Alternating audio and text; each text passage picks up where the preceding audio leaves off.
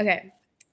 Hi, I'm Alex, and I'm here with my um, best friend, Sophia, and Hello. I'm just going to ask her a couple questions for my leadership interview.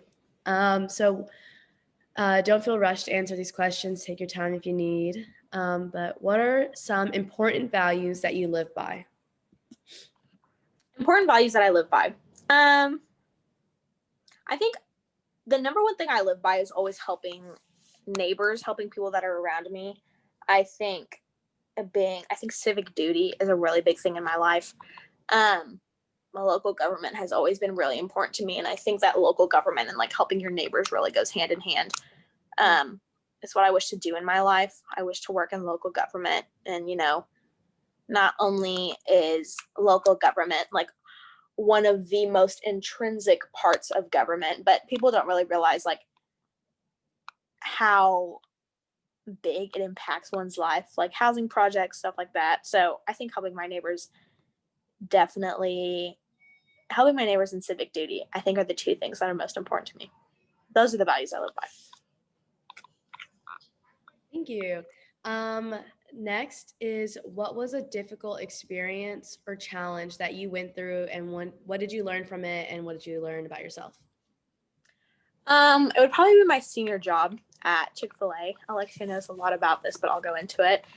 Basically, I was working at Chick-fil-A to not only save up for college, but to help pay for my parents' medical bills. And so, on top of being a senior at an incredibly challenging high school, I worked 8-hour shifts every single day after school. And I came home at like 1 in the morning, took showers, did homework, did college applications. It was an incredibly stressful part of my life. Uh, Definitely challenged me mentally. I came out of it kind of broken, I can't lie. But when I came out of it, it was quarantine and it helped me work on myself for sure. And then also looking back at it, I was super grateful I was able to help my parents in that way. Okay. What are some goals that you have set for yourself, and how do you keep yourself checked in to like stay on track for those goals? My biggest goal that I have in my life is working in local office, either in Austin, where me and Alexia are from, or right now I'm in New Orleans for college, or other like big cities around. Local government is something that I'm super passionate in, and I've been working towards this goal since the beginning of high school. I always look to get involved locally. I always look to get involved with peers. Right now at college, I'm in stuff called Pre-Law Association, College Democrats. I work to make connections and to get to know as many people as I possibly can, get to know what's important to them, get to know what affects them in terms of things such as tax code or how the roads need to be improved or how student loans are affecting them. Minuscule things like that that I think can be approved with acts and small laws inputted in local government. These are the things that, yeah, I learned from. And how do you like keep yourself like make sure you're on track for those goals? Like, is there anything that helps motivate you? I think the number one thing that motivates me is I definitely just want to do well for others. And I think that my background, I think a lot of things in my life would have been greatly improved if local government, if the city had gotten more involved in my life. Things such as like social programs. When I think back on, can you see me? Did I cut out?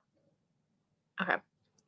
When I think back on like experiences in my life, I think about how they would have been improved by community programs, things that I do to keep myself on track. I journal every day. I have a list of my goals put up on my door. So every time I leave my room, I look at my goal sheet. I think about things. um, yeah, basically every day I like try and do one thing by in like any of my clubs. I will reach out to a teacher, have a meeting, read books, try and educate myself as much as possible. I like that a lot. Um, and what are some leadership qualities that you think that everybody should have? I think it doesn't even necessarily have to be in terms of like being extroverted, but I definitely do think being sociable, being friendly, being open minded, things that you may have never experienced before, things you may have never come in contact with, even things you think are weird.